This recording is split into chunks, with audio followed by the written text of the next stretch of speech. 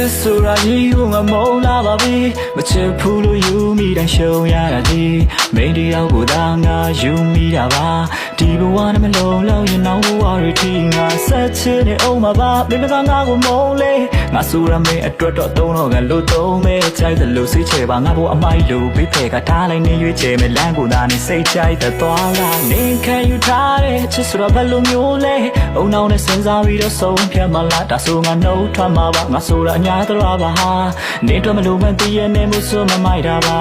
ငါခံယူထားတဲ့ချစ်ဆိုတာချစ်နေဖို့ပဲမင်းတီအောင်ထုံးမပြခဲ့တာငါအပြစ်တွေပါတကယ်ဆိုရင်အမှားဖြစ်နေမလားငါကိုနေထားရလေကအခုဆိုရင်ပြောနေလို့ပြချာရောက်ရင်ဝင်မှာ